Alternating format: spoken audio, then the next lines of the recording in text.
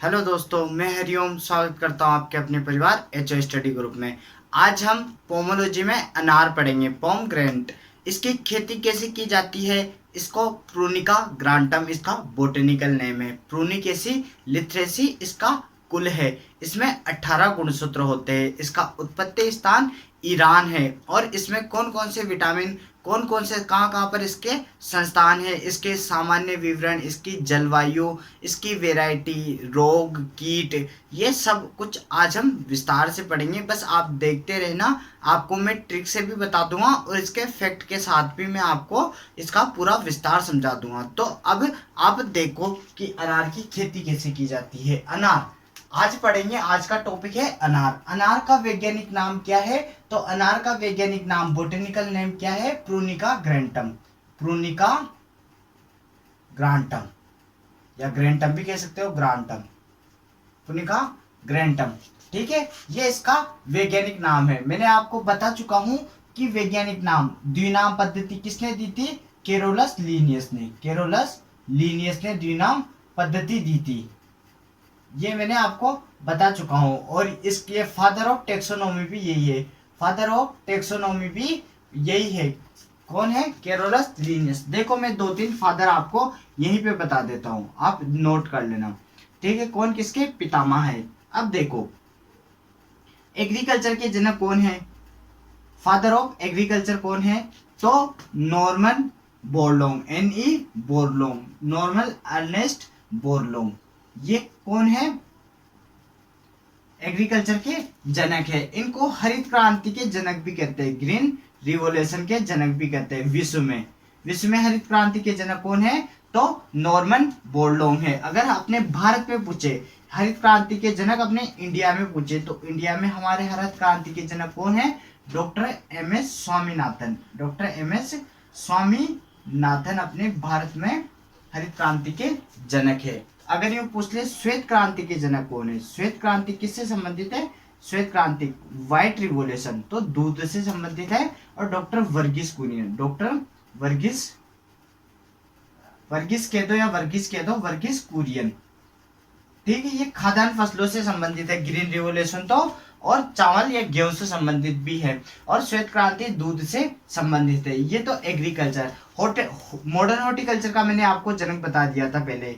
Modern horticulture का जनक कौन है? तो KL चड्ढा, KL चड्ढा। ठीक है, और एक और बता दूं, सुनहरी क्रांति का जनक भी डॉक्टर KL चड्ढा ही है। सुनहरी क्रांति का जनक कौन है? तो डॉक्टर KL चड्ढा ही सुनहरी क्रांति के जनक है। सोयल साइंस का मैंने आपको बता दिया कि सोयल साइंस के जनक कौन है? VV डोकेचेव। VV डोक्यूचेव। VV डोक्यूचेव कौन है? सोयल साइंस के जनक है। इनको पेडोलॉजी के जनक भी इनको कहते हैं। पेडोलॉजी के जनक भी VV डोकेचेव है। पेडोलॉजी किसे कहते हैं? यह मृदा विज्ञान की वह शाखा है जिसके अंतर्गत मृदा का उत्पत्ति व वर्गीकरण का अध्ययन किया जाता है। ये मैंने आपको सोयल साइंस में बता दिया है। ठीक है, बायोलॉजी का मैंने आपको बता दिया था, फिर भी बता देता हूँ। बायोलॉजी का जनक कौन है? तो अरस्तु बायोलॉजी का जनक है। बायोलॉजी की कितनी दो शाखाएं होती है, एक तो जूलॉजी है और एक बोटनी है। ठीक है, बोटनी। तो जूलॉजी का जनक कौन है? तो अरस्तु ही जूलॉजी का जनक है। जीव विज्ञान जिसको कहते हैं। बोटनी मतलब वनस्पतिक विज्ञान, इसका जनक कौन है? थियोफ्रेट्स। थियोफ्रेट्स या थियोफ्रेट्स इसका जनक है। केमिस्ट्री का जनक कौन है? लियोसिए। केमिस्ट्री का जनक कौन है? कीमिया शब्द से उत्पत्ति हुई थी केमिस्ट्री की, इसका जनक कौन है? लियोसिए। लियोसिए। आप ये नोट कर लो, देखो आपके एक काम आएगा, या आप स्क्रीनशॉट खींच लो। और ये हो गए। एक दो और देख लो। वीट साइंस के खरपतवार के जनक कौन है? और टीलेज के जनक कौन है? टीलेज यानी भू परिष्करण, इसके जनक है जेंथ्रोटूल। जेंथ्रोटूल इसके जनक है। इन्होंने अपनी किताब triple H horse hoeing husbandry, जो कि एंग्लो सैक्सन भाषा में लिखी थी। एंग्लो सैक्सन भाषा में लिखी थी, जिसमें इन्होंने वीट और तिलेज शब्द का प्रयोग किया था। तो इनका फादर कौन हो गया? जेंथ्रोटूल हो गया। एग्रोनॉमी का फादर मैंने आपको बता दिया था कि पीटर डिक्रेंसी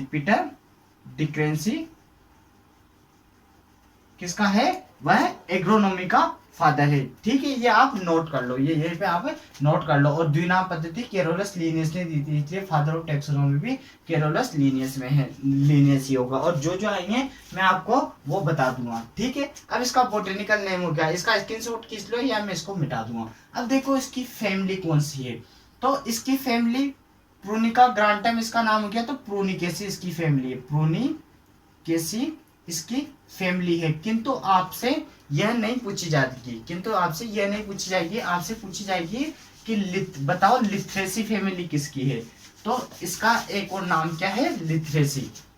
देखो लिथ्रेसी, लिथ्रेसी एक बार क्या है, बीएचयू 2017 में क्वेश्चन पूछा गया था, बीएचयू 2017 में क्वेश्चन पूछा गया था कि लिथरेसी फैमिली किसकी है, तो वह अनार की है। जैसे देखो दो तीन चीजें मैं आपको ये क्लियर कर देता हूँ। जैसे ग्रेमनी फैमिली है, ग्रेमनी कुल है, तो ग्रेमनी को क्या कहते हैं, पोएसी कहते हैं, पोएसी फैमिली। लेग्यूमिनेसी को क्या कहते हैं, लेग्यूमिनेसी को क्या कहते हैं, फाबेसी, लेग्यूमिनेसी कुल को क्या कहते हैं, फाबेसी, फाबेसी। ठीक, आप ये भी याद रख लेना, ये अलग नाम करके, क्योंकि प्रूनिका ग्रांटम तो सभी को बोटेनिकल नाम याद होता है, तो प्रूनिकेसी नहीं देगा, लिथरेसी दे देगा। तो आपको याद रखना है कि अनार का फैमिली का दूसरा नाम क्या है, लिथरेसी है। अब इसमें क्रोमोसोम नंबर कितने हैं, तो इसमें 18 गुणसूत्रों की संख्या कितनी है, इनमें 18 है। देखो मैंने आपको आम पढ़ाया था, अभी मैं ट्रिक के साथ आपको सब कुछ याद करा दूंगा। आम पढ़ाया था, आम में कितने थे, 18 है। अंगूर मैंने पढ़ाया नहीं, अंगूर पढ़ाऊंगा तब मैं बता दूंगा। ऐसे अंगूर ऐसे 38 गुणसूत्र किसके हैं, तो अंगूर के 38 गुणसूत्र है। बेर पढ़ाया था तब मैंने जीजी की आयु कितनी बताई थी, 48 साल, और ये चतुर्थ गुणित होता है, 4n यह होता है। चतुर्थ गुणित के उदाहरण और कौन कौन से है, तो आप यहीं पर देख लो, आलू भी चतुर्थ गुणित का उदाहरण है, तंबाकू भी चतुर्थ गुणित का उदाहरण है। अन्य सोलेनेसी परिवार का गुणसूत्र संख्या 24 रहते हैं, किंतु इन दोनों की गुणसूत्र संख्या कितनी रहती है, 48 रहती है। अन्य जैसे किस किस के 24 है, ये भी मैं आपको यहीं पे बता दूं। अब देखो अन्य कौन कौन आते हैं, बैंगन आ गया, टमाटर आ गया, टमाटर सोलेनेसी फैमिली की कह रहा हूँ, मिर्च आ गया।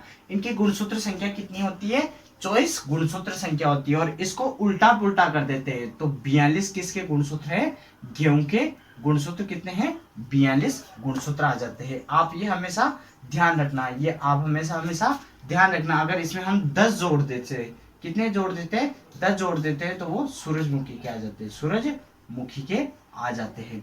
ठीक है, आपको हमेशा याद रखना है। अब देखो ये मैं मिटा देता हूँ, ये मैं मिटा देता हूँ, आपको ये ध्यान रखना है। ठीक है, आपको ये ध्यान रखना है। अब आगे चलो, ओरिजिन पैलेस की अनार का उत्पत्ति स्थान क्या है, तो अनार का उत्पत्ति स्थान है ईरान। क्या है, ईरान। मैंने कल क्या पढ़ाया था आपको, खजूर पढ़ाया था, डाट पाम पढ़ाया था, खजूर। तो मैंने खजूर में क्या कहा था कि खजूर के गुणसूत्र कितने हैं, तो 36 गुणसूत्र खजूर के हैं। ठीक है, अब खजूर का मैंने उत्पत्ति स्थान आपको इराक पढ़ाया था, क्या पढ़ाया था, इराक पढ़ाया था। और मैंने वहीं पे आपको बताया था कि ईरान में न आता है और अनार में न आता है। तो ईरान किसका उत्पत्ति स्थान हो गया, अनार का, और इराक किसका हो गया, खजूर का हो गया। आम का उत्पत्ति स्थान कौन है, तो आम का उत्पत्ति स्थान इंडिया है, अपने भारत में होता है। अब आगे देखो एडिबल पार्ट, कि इसमें खाने योग्य भाग क्या है, इसमें अनार में कौन सा भाग खाया जाता है, तो इसका बीज, भारी बीज खाया जाता है। इसमें सीड कोट, आप जूसी सीड कोर्स, इसका क्या खाते हैं, जूसी सीड कोट पार्ट इसका खाया जाता है, जूसी सीड कोट। जो अनार को आपने देखा होगा, अनार को छीलते हैं तो वो सीड कोट, बीज के ऊपर जो कलर के लाल लाल कलर में जो रक्त टाइप दिखाई देता है, वो हम खाते हैं, उसी को पूरा हम खाते हैं, तो वो जूस रहता है, वो किसका, अनार का जूस रहता है, तो जूसी सीड कोट को हम खाते हैं। ठीक है, इसका फल प्रकार देखो, फ्रूट टाइप, ये मैंने देखो botanical name, family, chromosome, origin palace, edible part, खाने योग्य भाग, फ्रूट टाइप, फल प्रकार, इन्फ्लोरेसेंस मतलब पुष्पक्रम, और अदर नेम इसके अन्य नाम। अब इसका फल का प्रकार देखो, इसके फल का प्रकार कौन सा होता है, ब्लास्टुला, ब्लास्टुला। जब मैं आपको बेसिक हॉर्टिकल्चर बताऊंगा तब इन सब का विस्तार से वहीं पे बता दूंगा। इन्फ्लोरेसेंस, पुष्पक्रम देखो, तो इसका पुष्पक्रम हाइपेंथोडियम इसका पुष्पक्रम होता है। ठीक है, ये आप नोट कर लो। हाइपेंथोडियम किसका पुष्पक्रम होता है? तो वह अनार का पुष्पक्रम होता है। ठीक है, ये यहीं पे ध्यान रखना। मैंने खजूर पढ़ाया था, वहां पे स्पेडिक्स पढ़ाया था, आपको इस पे डिक्स पढ़ाया था। तो वहां पे मैंने ABCD वाली ट्रिक बताई थी कि एक नट, सुपारी, बनाना, कोकोनट व डार्ट पाम का क्या है? स्पेडिक्स होता है। ठीक है, इसके साथ में मैं ये भी बताता रहूंगा ताकि आपका रिवीजन होता रहेगा। अदर नाम देखो, ये ईरान का राष्ट्रीय फल कहलाता है। इसको ईरान का राष्ट्रीय फल कहते हैं। ईरान का राष्ट्रीय फल, क्योंकि उत्पत्ति स्थान अपना। अब बताओ आप मुझे नीचे कमेंट करके कि अपने भारत का राष्ट्रीय फल कौन है? बताओ अपने भारत का राष्ट्रीय फल कौन है? ये आप मुझे नीचे कमेंट करके डिस्क्रिप्शन बॉक्स में बताओ कि भारत का राष्ट्रीय फल कौन है। ठीक है, इसका ईरान का राष्ट्रीय फल मैंने आपको पढ़ा भी दिया है। मैं इतना भी आपको बता दूं कि मैंने आपको वो फल पढ़ा भी दिया है। ठीक है, ईरान का राष्ट्रीय फल हो गया। और फ्रूट ऑफ लव भी इसी को कहते हैं। Fruit of love, fruit of love, प्यार का पौधा, फ्रूट ऑफ लव।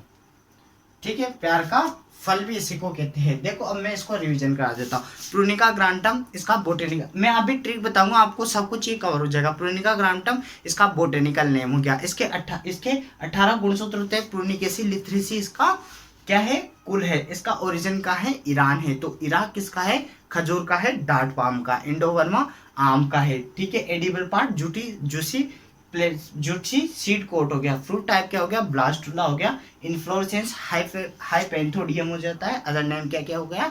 ईरान का राष्ट्रीय फल हो गया। और फ्रूट ऑफ लव इसी को कहते हैं। अब देखो मैं ट्रिक बताता हूँ, एक कहानी सुनाऊंगा आपको। आज भी मैं एक कहानी सुनाऊंगा और उसी के अंदर ये पूरी ट्रिक आ जाएगी। मैं अपनी स्टोरी सुनाता हूँ।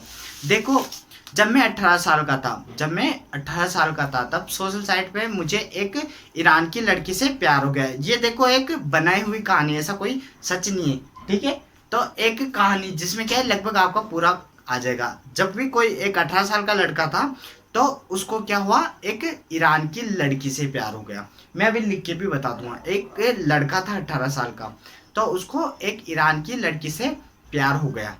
ठीक है, अब उसका ईरान में क्या नाम क्या रहते हैं? तो ईरान की लड़की का क्या नाम था? ए ब्लास्टा। उस लड़की का क्या नाम था? ए ब्लास्टा।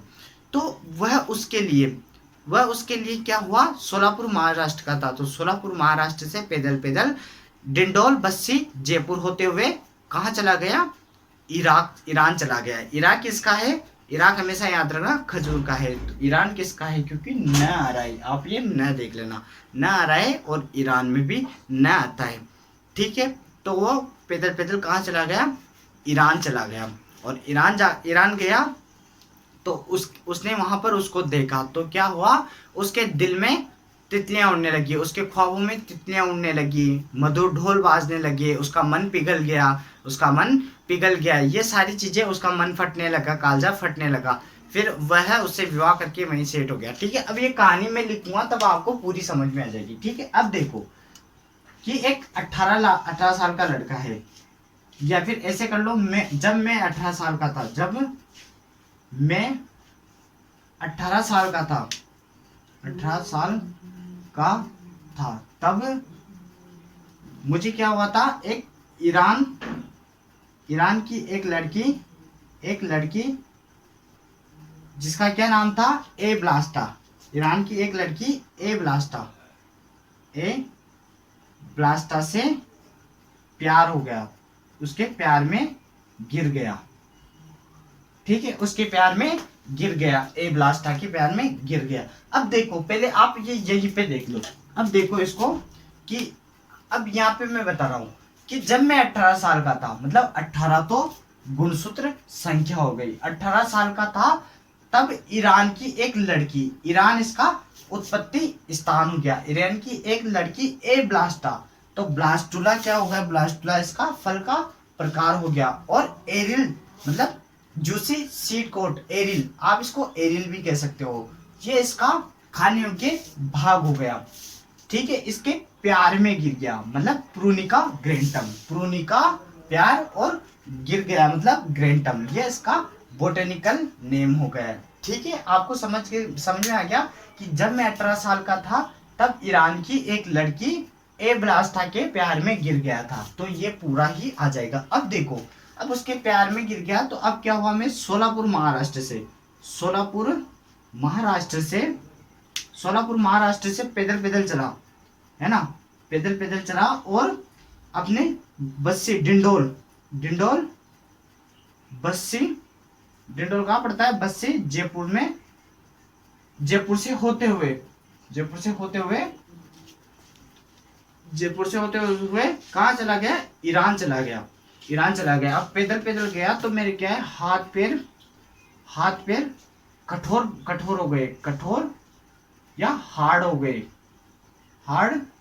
गए क्योंकि पैदल पैदल गया। सोलापुर महाराष्ट्र से पैदल पैदल डिंडोल बस्सी जयपुर होते हुए इराक चला गया तो मेरे हाथ पैर कठोर या हार्ड हो गए। ठीक है, अब इसकी बात सुनो। अब देखो हम अगला क्या पढ़ेंगे, उत्पत्ति स्थान। इसके पहले आप ये देखो कि इसका अनुसंधान संस्थान पढ़ेंगे जहां ये ट्रिक आगे काम आएगी। अब देखो हाथ पैर मतलब हाइपेंथोडियम इसका पुष्प प्रकार हो गया। इसमें क्या होती है, इसमें बाहर पाई जाती है। अभी मैं आपको पढ़ाऊंगा, मैंने आपको देखो जब पढ़ाया था, बाहर किस में पाई जाती है, आम में पाई जाती है, अमरूद में पाई जाती है, और किस में पाई जाती है, तो अनार में पाई जाती है। अम्बे बाहर किस में ली जाती है, आम में ली जाती है, मृग बाहर अमरूद में ली जाती है, और हस्त बाहर अनार में ली जाती है। ये चीजें हम अभी देखेंगे। मैं अभी बाहर का पूरा एक्सप्लेन कर दूंगा। तब मैंने आपको एक ट्रिक भी बताई थी मजनू, वो भी आप यहीं पे वापस बता दूंगा। ठीक है, इसमें बाहर ही पाई जाती।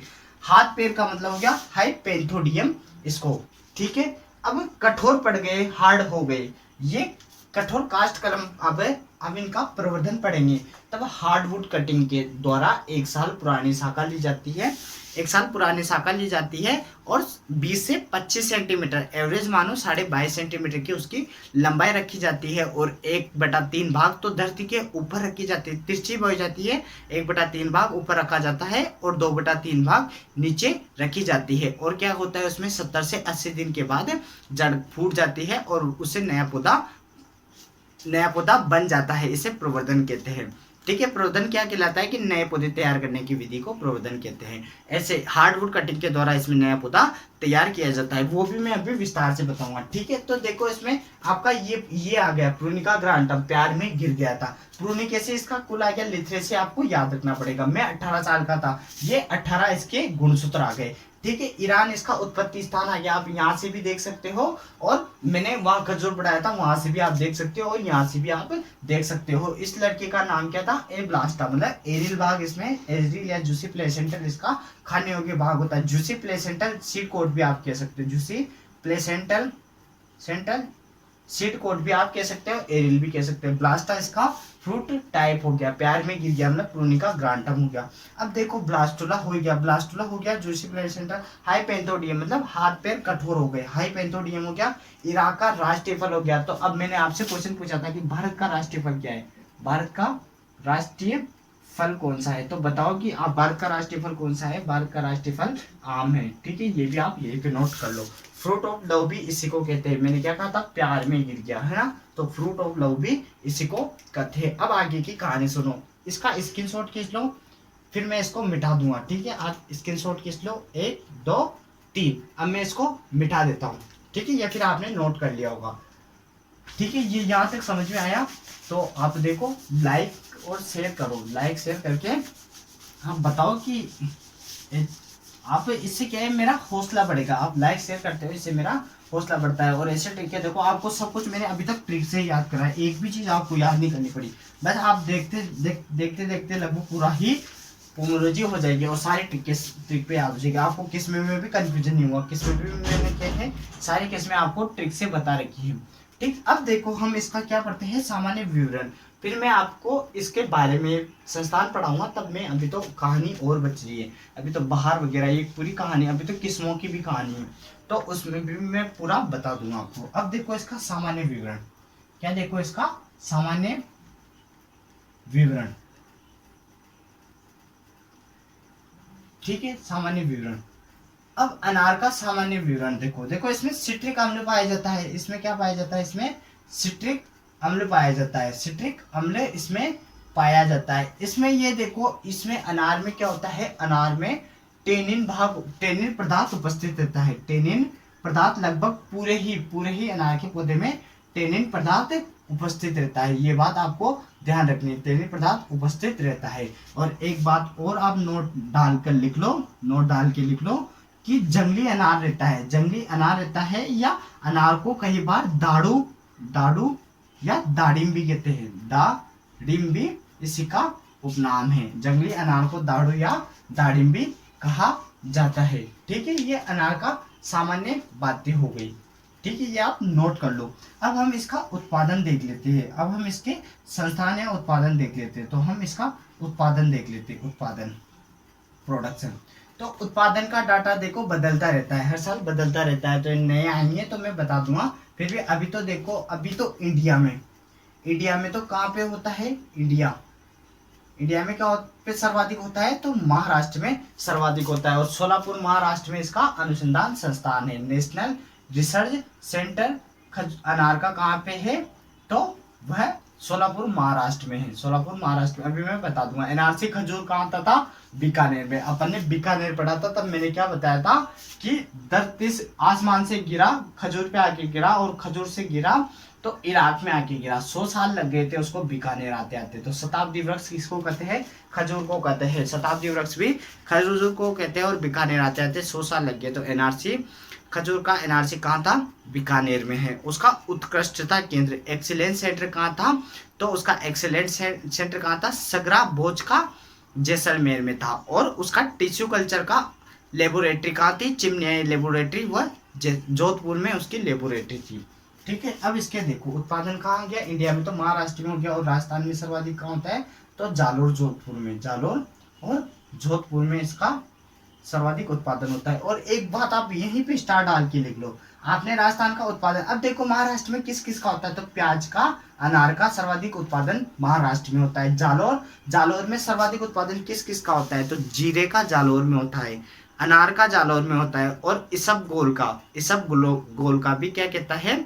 सर्वाधिक उत्पादन यहीं पे होता है। ठीक है, और जालोर और जोधपुर सीडलेस, ये भी इसी की किस्म है। सीडलेस ये भी इसी की किस्म है। आप ये चीज भी यहीं पर नोट करके लिख लो। जालोर व जोधपुर सीडलेस किस्म किसकी है?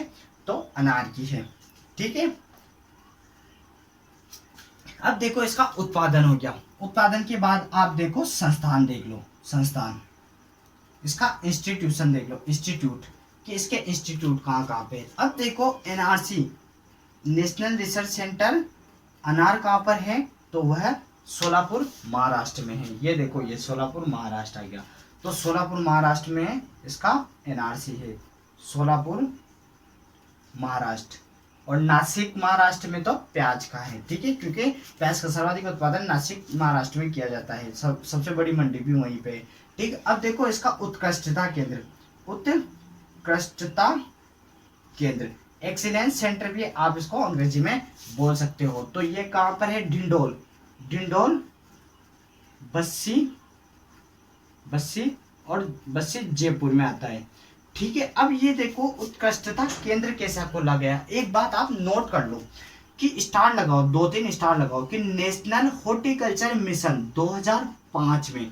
नेशनल हॉर्टिकल्चर मिशन की स्थापना कब हुई थी? कब स्टैब्लिश्ड हुआ था? 2005 में हुआ था। तो इसी के सहयोग से क्या हुआ?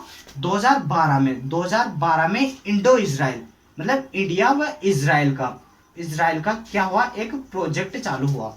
इंडो इजराइल मतलब इंडिया और इजराइल का एक प्रोजेक्ट चालू हुआ। और उसके तहत 2012 में उसके तहत उत्कृष्टता केंद्र खोले गए, जिसमें क्या होता है? इन पर अनुसंधान कार्य, इन पर जानकारी, इन पर रिसर्च होती है, इन पर अनुसंधान कार्य होता है, इसकी ट्रेनिंग दी जाती है। ये उत्कृष्टता केंद्र के अंदर किया जाता है। तो 2012 में उत्कृष्टता केंद्र इंडो इजराइल के प्रोजेक्ट के तहत उत्कृष्टता केंद्र डिंडोल, बस्सी, जयपुर में। मैंने आपको खजूर पढ़ा था, तब भी ये बात बताई थी। ठीक है, ये भी हो गया, आपकी ये चीज भी हो गई, ये भी आपने नोट कर ली होगी। देखो, अब सोलापुर महाराष्ट्र से पैदल चला तो डिंडोल, बस्सी, जयपुर से होते हुए। अब देखो मैंने ऐसा क्यों कहा? तो आप एक चीज यहीं पे देखो कि मैंने आपको पहले भी बता रखा है कि ये भारत का नक्शा होता है कि पूरब इधर होता है, पश्चिम इस दिशा में होता है, उत्तर इससे होता है, दक्षिण इधर से होता है। तो दक्षिण में क्या है? सोलापुर महाराष्ट्र इधर पड़ता है, तो ये इधर से इधर जाएगा, ईरान की और जाएगा। तो ये क्या होता है, सोलापुर महाराष्ट्र से इधर बस से जयपुर होते हुए गया था। तो अब मैंने एक चीज और आप यहीं पे याद करो, पूरब पश्चिम उत्तर उत्तर व दक्षिण। तो मैंने इनकी लंबाई चौड़ाई भी आपको यहीं पे याद करा देता हूँ, आपको हमेशा के लिए याद आएगी। भारत की लंबाई और राजस्थान की लंबाई चौड़ाई भी मैं आपको यहीं पे याद करा दूंगा। अब देखते जाओ आप, देखो ये उत्तर उत्तर 3 की तरह दिख रहा है, बिल्कुल 3 की तरह दिख रहा है। आप ध्यान से देखो, उत्तर मैंने यूं लिखा तो आपको 3 की तरह दिख रहा है, ठीक है। तो आप देखो 3 से उल्टी गिनती चालू कर दो, 3 2 1, बस यहाँ पे रुक जाओ। अब 0 नहीं लिखना, 3 का आगे वाला अक्षर लिख दो, कितना 4। तो 3214 किलोमीटर स्क्वायर इसकी लंबाई हो जाती है, और इसकी चौड़ाई दोनों 3-3 किलोमीटर, दोनों 3-3 किलोमीटर स्क्वायर इसकी लंबाई हो जाती है। अपने भारत की चौड़ाई पूछ ले तो 32 14, और अपनी अपनी लंबाई पूछ ले तो सॉरी 32 14, और चौड़ाई पूछ ले तो दोनों 3-3 2933। और अपने राजस्थान में क्या है, अपने राजस्थान की चौड़ाई ज्यादा है, अपने राजस्थान की चौड़ाई ज्यादा है, 869 किलोमीटर और 826 किलोमीटर क्या है अपनी लंबाई है। जब मैंने राजस्थान पढ़ाया था तब मैंने राजस्थान के एक परिचय में क्या पढ़ाया था कि हमारे राजस्थान में क्या हुआ, महाराणा सांगा, महाराणा कुंभा, महाराणा प्रताप जैसे वीर जवान, भामाशाह जैसा लाल, भामाशाह के लिए एक लाइन कहते हैं कि धन्य देश की वह धरा जहां भामा जैसा लाल हुआ। महाराणा प्रताप के लिए कहते हैं कि जब चेतक पे सवार महाराणा युद्ध क्षेत्र में आता था, अकबर की औलादों का कच्चा गीला हो जाता था, बाबर की औलादों का कच्चा गीला हो जाता था। 8 फुट महाराणा से कद अपना नापा करते थे, देख सामने महाराणा को अकबर के गुर्दा कापा करते थे।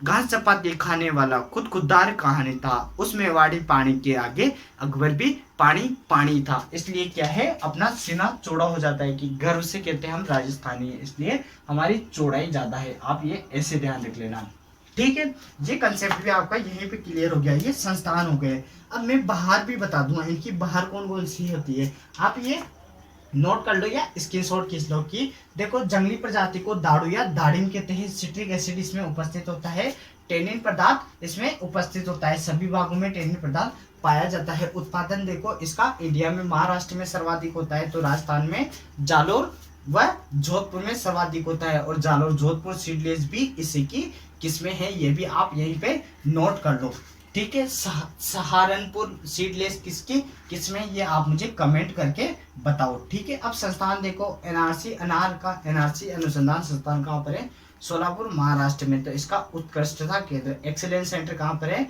डिंडोल बस्सी जयपुर में है, ठीक है। आप ये आपने ये स्क्रीनशॉट खींच लिया, बाद में ये मिटा देता हूँ, देख लो आप। और यहीं पे आपका ये भी हो गया, ये उत्तर पश्चिम की लंबाई, ये अपना भारत भी हो गया, ठीक है। मैं अब मिटा देता हूँ इसको, फिर हम आगे अब इसका प्रवर्धन वगैरह या बाहर पढ़ेंगे, ठीक है। इसकी बाहर पढ़ लेते हैं।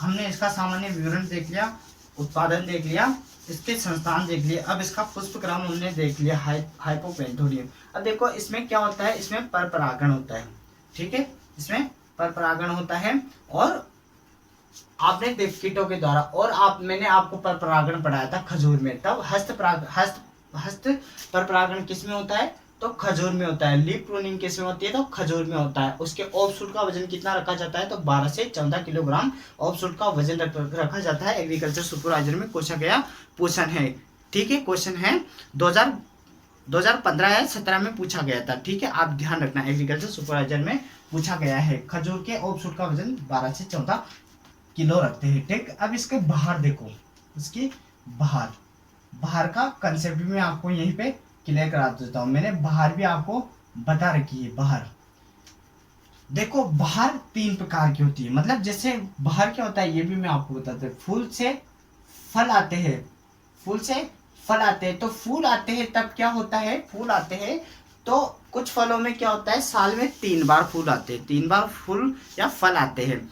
एक बार फूल आने के बाद 5 महीने के बाद उसमें फल बनने लग जाते हैं। फूलों से फल बनने में लगभग 5 महीने का समय लगता है। तो 3 बार इसमें फूल फल आते हैं, तो हमें क्या है, लगभग एक ही फसल लेनी पड़ती है, एक ही फसल लेनी पड़ती है ताकि वो अच्छे से हो सके, और अपन अच्छा उत्पादन ले सके तो हमें और क्या है, और बाहर नियंत्रण करनी पड़ती है, हमें औरों का फूल गिराना पड़ता है। तो नेप्थेलिक एसिटिक एसिड का 2000 ppm प्लस 5 से 10% यूरिया आप ले लो, तो उससे क्या होता है, बाहर नियंत्रण हो जाती है। और एक बाहर लेके उसमें अच्छा उत्पादन ले लो, तो ये बाहर कहलाती है। जो देखो 3 बार होती है, ये मैं अभी आपको बढ़िया कंसेप्ट क्लियर करा देता हूँ, पहले भी कराया मैंने।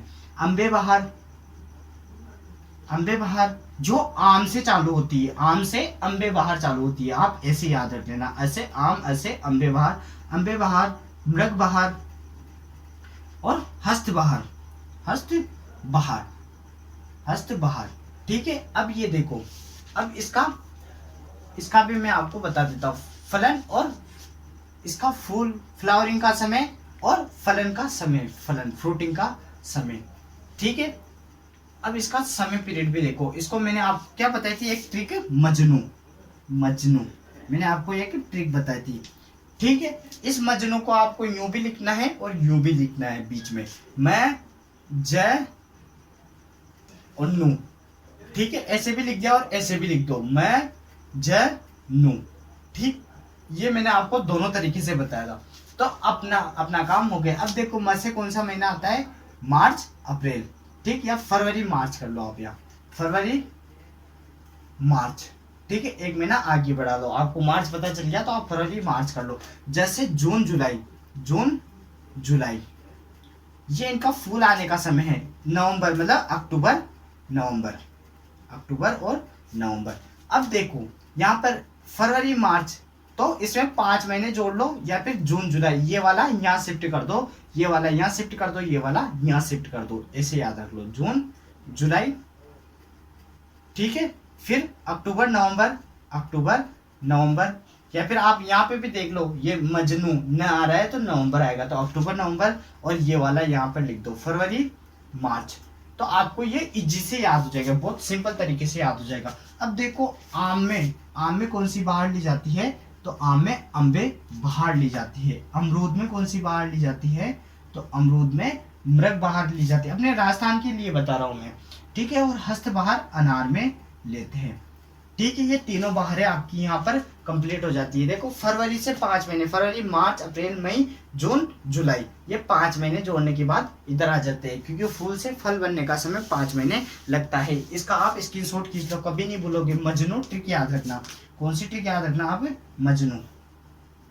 आपका इजी से बहुत अच्छे से ये कंसेप्ट क्लियर हो जाएगा, आप कभी भी नहीं भूलोगे। ठीक है, ये बाहर हो गई। अब ये देखो, ये पौधा कौन सा है, ये नॉन क्लाइमेट्रिक पौधा है, नॉन क्लाइमेट्रिक पौधा है। नॉन क्लाइमेट्रिक वो पौधा कहलाते हैं जो तोड़ने के बाद जिन्हें पकाया नहीं जा सकता है, वह पूर्णतः पौधे पे ही पकते हैं, इनको तोड़ने के बाद नहीं पकाया जाता है। जैसे केला को तोड़ने के बाद क्या होता है, इथाइलिन गैस से पका दिया जाता है, या एक कमरे में धुआं करके पका दिया जाता है, या फिर कैल्शियम कार्बाइड के द्वारा उसको पका दिया जाता है। किंतु इसको पूर्णतः पेड़ पे ही पकना पड़ता है। उनकी श्वसन दर, वो पकते क्यों हुए, ये भी आप क्वेश्चन पूछ सकते हो। तो वो इसलिए पकते हैं, उनमें क्या होता है, उनकी श्वसन दर को तेज कर दिया जाता है। रेस्पिरेशन दर को, रेट को क्या कर देते हैं, रेस्पिरेशन रेट को तेज कर देते हैं, जिससे वह जल्दी पकने लग जाते हैं। ठीक है, श्वसन क्रिया को तेज करने पर ये हो गया। ठीक है, अब हम इसके प्रवर्धन देख लेंगे। ठीक, इसके प्रवर्धन देख लेंगे, ये मैं अब मिटा देता हूँ। ठीक है, आपने नोट कर लिया हो तो। अब हम इसके प्रवर्धन देखेंगे, तो इसमें हार्डवुड कटिंग करते हैं। देखो मेरे हाथ पे क्या हो गए थे, हार्ड या कठोर हो गए थे। ठीक है, तो हार्डवुड कटिंग करते हैं इसमें। ठीक है, इसका प्रवर्धन हो जाएगा। अब देखो प्रवर्धन, प्रोपोगेशन मतलब शीघ्रता से नए पौधे तैयार करना, नए पौधे तैयार करना प्रोपगेशन, प्रवर्धन कहलाता है। इसका प्रवर्धन किसके द्वारा किया जाता है, तो हार्डवुड कटिंग के द्वारा इसका प्रवर्धन किया जाता है, या कठोर कास्ट कलम के द्वारा भी इसका प्रवर्धन किया जाता है। ठीक है, इसमें शाखा कितनी लंबी लेते हैं, मतलब इसका कितनी लंबाई की लेते हैं, तो एवरेज 22.5 सेंटीमीटर की लेते हैं, और धरती में क्या है, तिरछी गाड़ देते हैं। ठीक है, और ऊपर कितना भाग रखते हैं, 1/3 भाग, और नीचे 2/3 3 भाग नीचे धरती के अंदर रहते हैं, फिर इनमें जड़ें निकलने लग जाती है और इससे नया पौधा तैयार हो जाता है। अगर आपको जल्दी जड़ें निकालनी हो तो इंडाइलिक ब्यूटेरिक एसिड का छिड़काव कर दो 2000 ppm। अब ppm का कंसेप्ट मैंने आपको बता रखा है कि मिलीग्राम प्रति लीटर, कि आप जैसे 10 मिलीग्राम 1 लीटर में घोलते हो तो वह 10 ppm का घोल हो जाएगा। आप 50 मिलीग्राम 1 लीटर में घोलते हो तो 50 ppm का घोल हो जाएगा। आप 150 मिलीग्राम या 200 मिलीग्राम 1 लीटर में घोलते हो तो वह 150-200 ppm का घोल हो जाएगा। ये कंसेप्ट भी आपका यहीं पे क्लियर हो गया। पार्ट पर मिलियन होता है, 10 की घात 6 हो जाती है। मैंने प्रतिशत को ppm में बदलना भी आपको सिखा रखा है। जब मैंने सोयल साइंस पढ़ाई थी, जब 0.03% CO2 कहाँ पाई जाती है, वायुमंडल में पाई जाती है, और 0.25 से 0.30% CO2 कहाँ पर पाई जाती है, तो वह मृदा में पाई जाती है। 8 से 10 गुना अधिक मृदा में CO2 उपस्थित रहती है। ये बात भी आप यहीं पे नोट कर लो, मैंने सोयल साइंस पढ़ाई थी वहां भी बताइए, और आप ये यहाँ भी नोट कर लो। 0.03% का ppm में कन्वर्ट करेंगे तो 300 ppm आएंगे। यह जेट में पूछा गया क्वेश्चन है, कितना 300 ppm आएंगे, और 300 को कन्वर्ट करेंगे प्रतिशत में तो 0.03% आएंगे। मैंने एक बार पहले बताया हुआ है, आप पूरा वीडियो देख लो, या सोयल साइंस के वहां बताया है, वहां पे भी आप देख सकते हो। ये मैंने यहाँ पर इसका प्रवर्धन का कंसेप्ट क्लियर कर दिया। अब हम इसके दैहिक विकार पढ़ेंगे। इसके पहले एक बात और मैं आपको यहीं पे रिवीजन करा देता हूँ। खजूर का आपको याद रखना है, मोस्ट इंपोर्टेंट है खजूर का फिनिक्स डेक्टाइलिफेरा। ठीक है, इसका क्या बताया था मैंने आपको इसका कि इसमें क्या लेते हैं, इसके ऑफशूट का वजन, ऑफशूट के दो आप या अंतःभूस्थारी के दो, सकर्स के दो, इसके ऑफशूट का वजन कितना रखा जाता है, 12 से 14 किलोग्राम इसके ऑफशूट का वजन रखा जाता है। लीफ प्रूनिंग भी इसी से संबंधित है। वह हस्त परागण इसमें किया जाता है। हलावी, खतरावी, मेदजुल, सामरान, जाहिदी, ये इसकी किस्में होती है खजूर की। ठीक है, आपको अच्छे से याद रखना है, आपको लिख के याद करना है, कंटेस्ट कैसे भी याद करना है पर करना है। मैंने आपको बताया हुआ, एक दो बार आप उस वीडियो को देख लो, वहां पे आपको याद हो जाएगा कि खजूर के पेड़ को हलाओगे तो शमशान में चले जाओगे, शमशान में जाओगे तो खलास हो जाओगे, फिर मेदजुल, वो मैंने ट्रिक वहीं पे आप जाके देख लो। ठीक है, अब हम इसके दैहिक विकार देखते हैं। अब देखो, मेरी कहानी को भी मैं आगे बढ़ाऊंगा। ठीक है, जब मैं वहां गया, जब मैं 18 साल का था, एक बार और रिवाइज कराओ। जब मैं 18 साल का था तो एक ईरान की एक लड़की के प्यार में गिर गया था। तो फिर मैं सोलापुर महाराष्ट्र से डिंडोल बस्सी जयपुर होते हुए अपने पैदल कहाँ चला गया था, ईरान चला गया था। तो मेरे हाथ पैर क्या हो गए थे, कठोर हो गए थे। अब क्या है, अब मैं वहां चला था, अब मैं कहाँ चला था, दैहिक विकार पढ़ेंगे। ठीक है, अब मैं ईरान चला गया था, तो ईरान मैंने उसको देखा, लड़की को देखा तो देखो क्या हुआ मेरे साथ। तो मेरे साथ क्या हुआ, मेरे ख्वाबों में क्या हुआ, तितलियां उड़ने लगी, मेरे हाथ पे ठंडे हो गए, क्या हो गए, मेरा कलेजा गल गया, कलेजा फट गया। देखो, कलेजा फट गया और मेरे अंदर ही अंदर मन में गलन होने लगी। ठीक है, ये कहानी थी। जब मैं उसको मिला, उसको देखा तो मेरे ख्वाबों में तितलियां उड़ने लगी, कलेजा फट गया और मनी मन गलन होने लगी। ठीक है, ये मैंने आपको बता दिया। डिंडोल बस्सी हो गया, कठोर हार्डवुड कटिंग, मैंने ये वही प्रवर्धन में क्या आएगा, कठोर हार्डवुड कटिंग इसमें अपनाई जाती है। अब देखो आगे की कहानी। जब मैंने उसको देखा तो इसकी 2-3 चीजें अपन एक साथ देख लेते हैं। इसके दैहिक विकार देखो, ये तो चल नहीं रहा है, इसी से चला लेते काम। दैहिक विकार,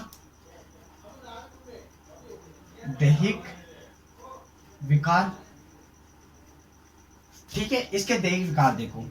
अब इसका पहला दैहिक विकार क्या है कि फट गया, मतलब फलों का फटना किस में होता है, तो अनार में होता है। और मैंने बोरोन तत्व पढ़ाया था, वहां पे भी आपको बताया था कि सूरजमुखी बोरोन का सूचक पौधा है। सूरजमुखी किसका सूचक पौधा है, बोरोन का सूचक का पौधा है। बोरोन के सूचक का पौधा है। तो मैंने सूरजमुखी आपको देखो परमानेंट विल्टिंग पॉइंट, जब मैंने आपको मृदा विज्ञान पढ़ाया था तब बताया था म्लानी बिंदु परमानेंट विल्टिंग पॉइंट, जिसको मैं बताया था कि यह मृदा के जल उपलब्ध कराने की ऊपरी सीमा है और इसका सूचक पौधा भी सूरजमुखी होता है। और बोरोन में क्या होता है, चेपीनेस के कारण, चेपीनेस एक बीमारी के कारण क्या होता है, बीजों का नहीं बनना, तो यह बोरोन सूचक पौधा है। तंबाकू का टॉप सिकनेस, तंबाकू का टॉप सिकनेस भी इसी के कारण होता है, बोरोन के कारण होता है।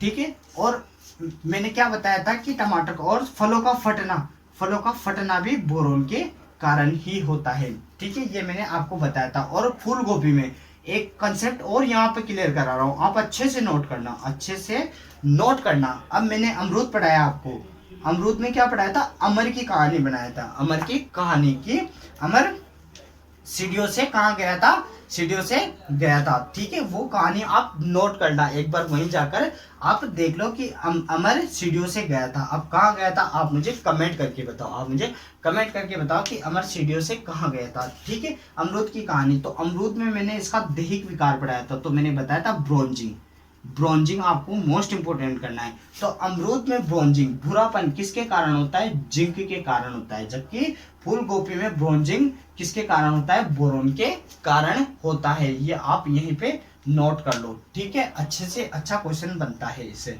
ये बोरोन का मैंने आपको एक बार और काम बता दिया, आप एक बार वहां पर जब मैंने पोषक तत्व पढ़ा रखे थे वहां पे भी जाकर देख सकते हो आप। ठीक है, देखो मैंने क्या कहा था, अमर अमेरिका गया, सीढ़ियों से गया। आप तो कभी कुछ बताते नहीं हो, आप पढ़ा करो ताकि आपको पता चल जाएगा। अमर कहाँ गया था, अमर अमेरिका सीढ़ियों से गया था, मतलब सीडियम गुआजाओ।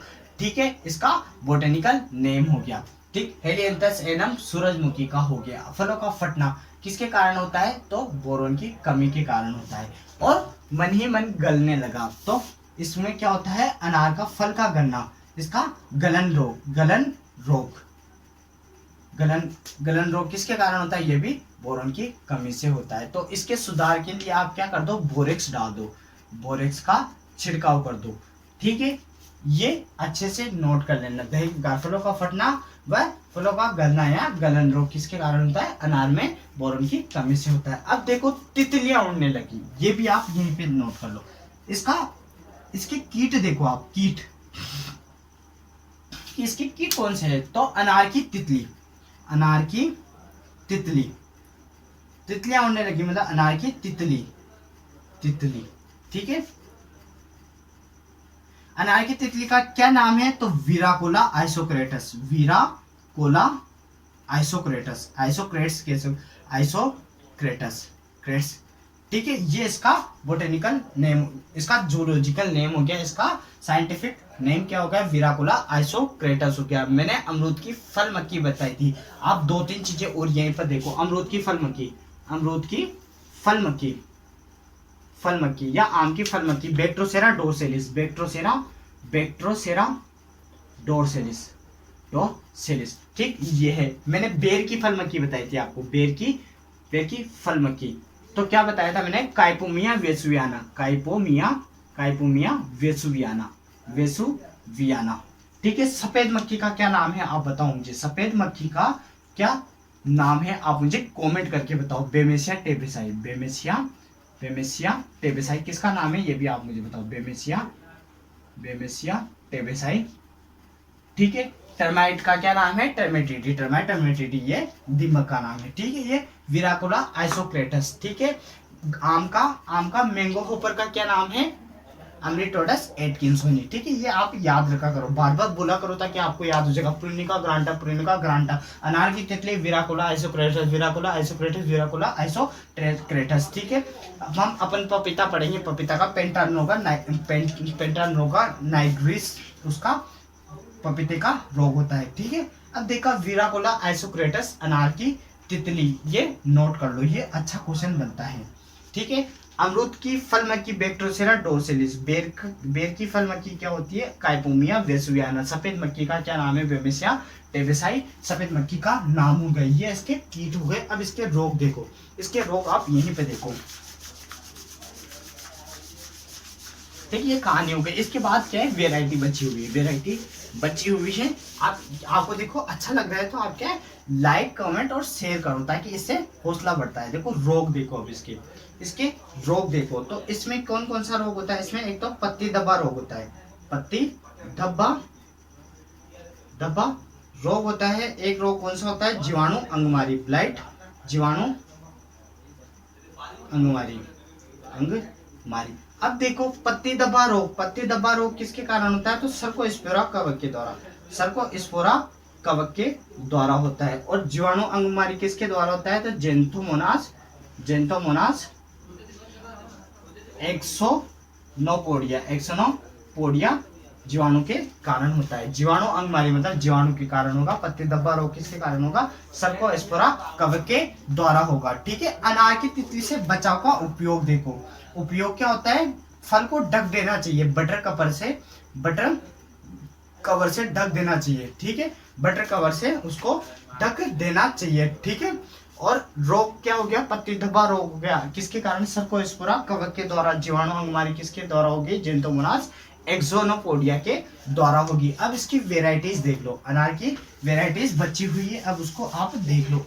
वो भी मैं एक ट्रिक बताऊंगा और अनार की पूरी किस्में भी हो जाएगी। ठीक है। लास्ट अब इसकी किस्में ही बची है। इम्प्रूव्ड वेराइटी, उन्नत किस्में क्या क्या होती है, मैंने सबकी किस्में क्या है आपको ट्रिक से ही बताइए। अब देखो एक और कहानी बताता हूँ मैं, देखो एक ट्रिक और बताता हूँ, आप सुनो उसको। ठीक है। एक मोमडन गर्ल है, क्या है, एक मुस्लिम लड़की है, उसका नाम है रूबी। क्या नाम है उसका, रूबी।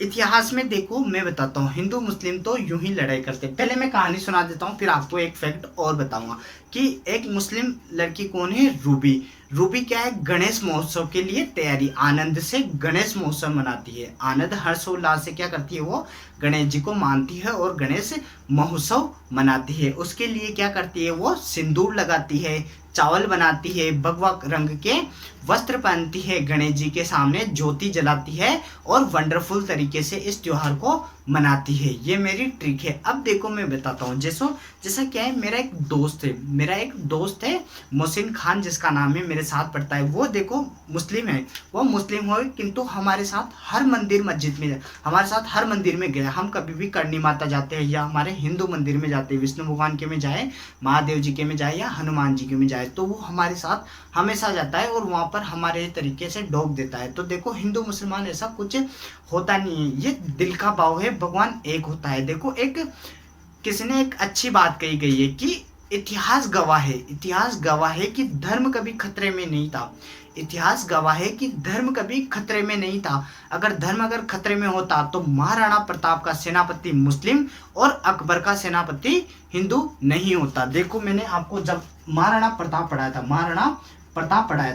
महाराणा प्रताप का जन्म कब हुआ था, 9 मई 1540 को। 1540 को कब कहाँ हुआ था, 1540 को कटारगढ़, जूनी कचहरी, कटारगढ़, बादल महल, कुंभलगढ़ दुर्ग में हुआ था महाराणा प्रताप का जन्म। महाराणा प्रताप का जन्म जब 1572 में क्या हुआ था, 1572 में इनका राज्याभिषेक हुआ था। 1572 में इनका राज्याभिषेक हुआ था। तो 1576 में हल्दी घाटी का युद्ध हुआ था। हल्दी घाटी के युद्ध को किस किस नामों से जाना जाता है, तो खमनोर का युद्ध कहते हैं इसको, गोगुंदा का युद्ध कहते हैं, रक्त तलाई का युद्ध कहते हैं इसको, हाथियों का युद्ध कहते हैं, तो कर्नल जेम्स टोड ने इसको मेवाड़ का थर्मोपल्ली युद्ध कहा था। हल्दी घाटी युद्ध में क्या हुआ था, एक तरफ तो अकबर की सेना थी, एक तरफ किसकी, महाराणा प्रताप की सेना थी। देखो मैंने महाराणा प्रताप समझाया ना, आप वहां जाकर देखना, वहां बहुत अच्छे तरीके से मैंने समझा रखा था।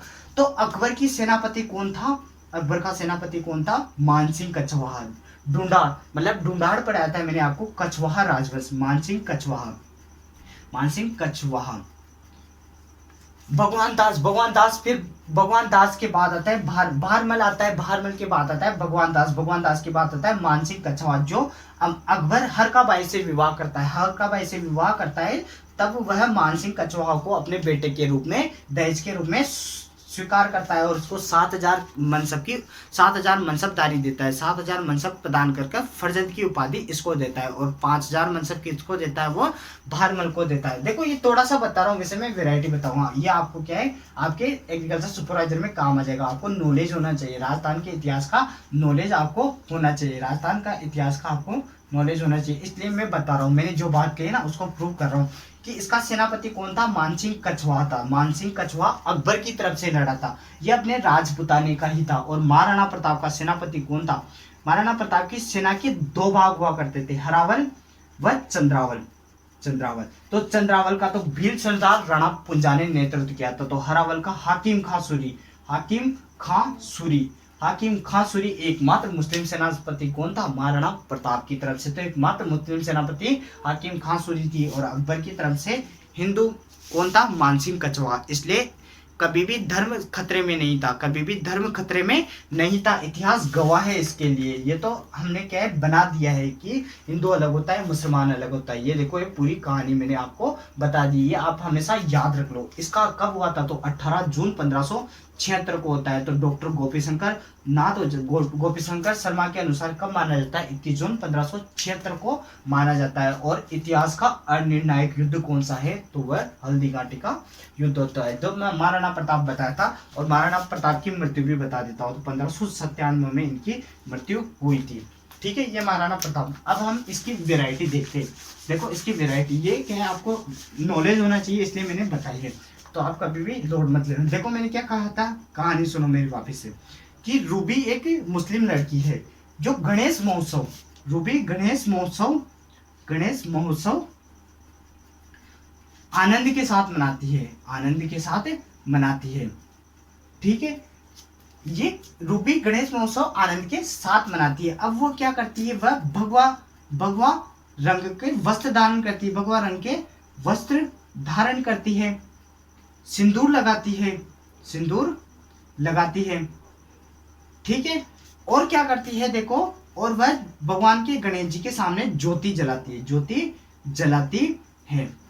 ठीक है, और क्या करती है, वह चावल बनाती है भगवान के लिए। प्रसाद में क्या बनाती है, वह चावल बनाती है। रूबी गणेश महोत्सव पर आनंद के साथ मनाती है। वह भगवा रंग के वस्त्र धारण करती है, सिंदूर लगाती है, ज्योति जलाती है, चावल बनाती है और वंडरफुल तरीके से क्या करती है, वह इस त्योहार को हर्षोल्लास के साथ मनाती है। अब ये कहानी हो गई।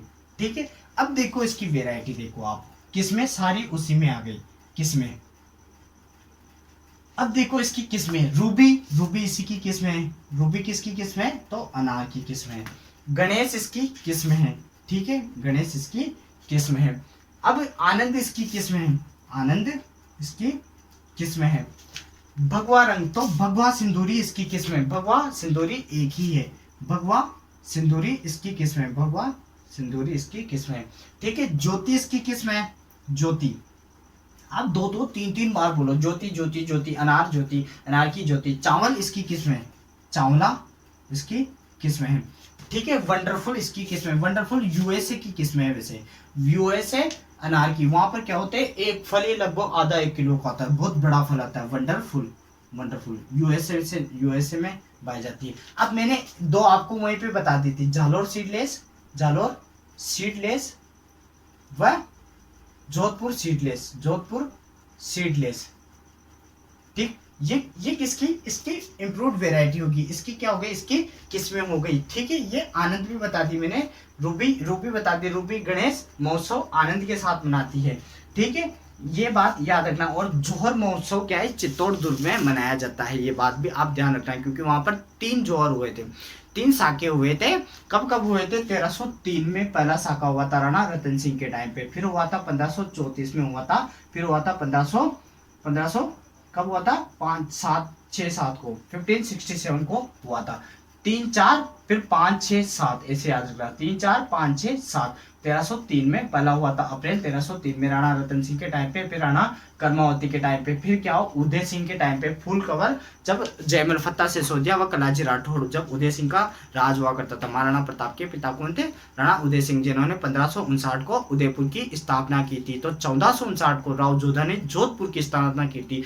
तो 1727 में सवाई जयसिंह ने जयपुर की स्थापना की थी। और कोटिया भील के नाम पर कोटा शहर का नामकरण हुआ है। तो बूंदा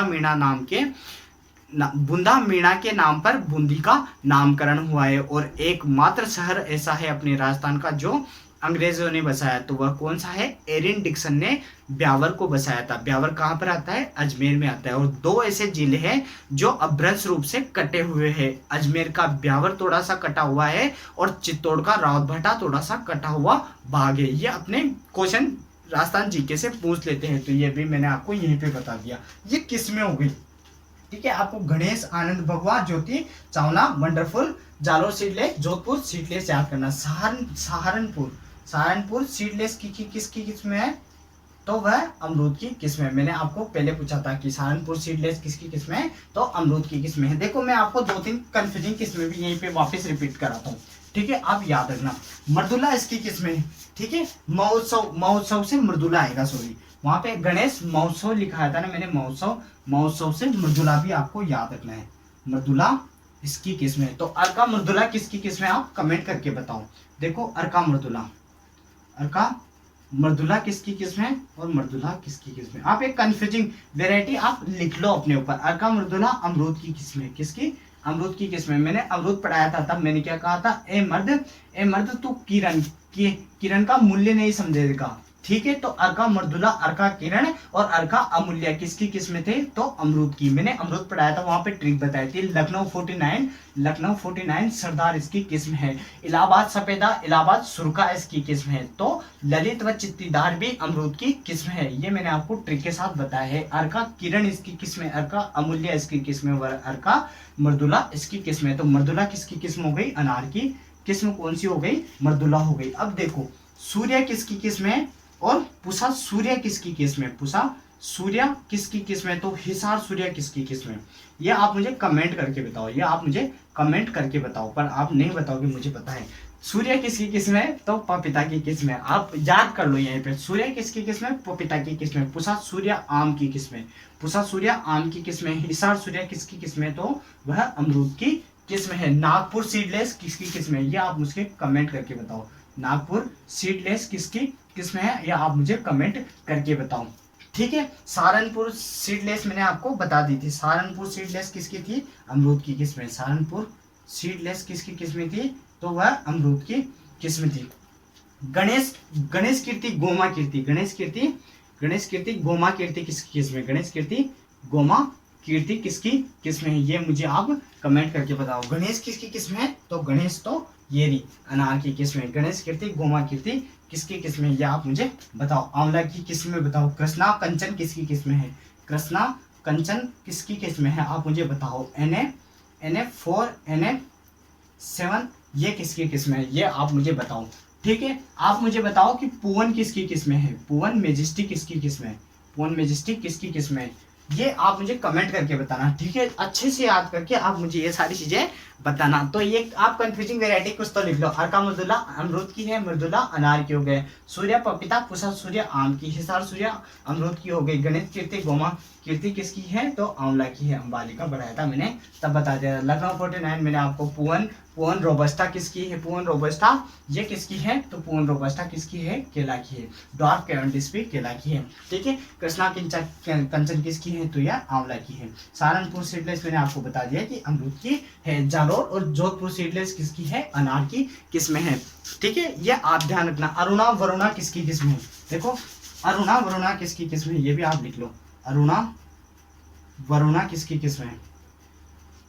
तो अरुणा वरुणा किसकी? वरुणा सरसों की है। तो अरुणा अरंडी की, अरुणा अरंडी की और वरुणा सरसों की है। अरुणा अरंडी की किस्म है, तो वरुणा सरसों की किस्म है। ये भी आप यहीं पे नोट कर लो। देखो इनको अच्छे से पढ़ा करो तो आपको देखो धीरे धीरे याद हो जाएगी। इसी के साथ देखो आप हमारा साथ दे, ज़्यादा से ज़्यादा लाइक शेयर कमेंट करें कि आपको वीडियो कैसे लग रही है। आपको कम से कम समझ में तो आ रहा है। कोई दिक्कत है, कोई तकलीफ हो तो आप बिल्कुल कमेंट करके मुझे बता दे।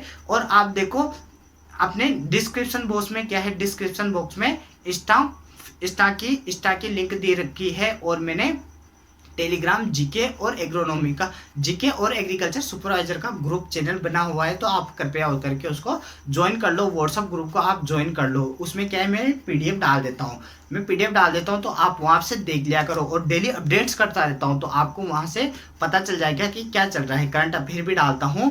और आप कभी भी मुझे डिस्क्रिप्शन बॉक्स में दिए हुए नंबरों पे कॉल करके कुछ भी कंफ्यूजन हो तो आप बिल्कुल बेझिझक मुझसे पूछ सकते हो, कोई भी समस्या है। और आप इसी तरह हंसते हंसते खेलते मुस्कुराते रहे और अपनी पढ़ाई को निरंतर करें। इसी के साथ मैं अलविदा लेना चाहूँगा। धन्यवाद।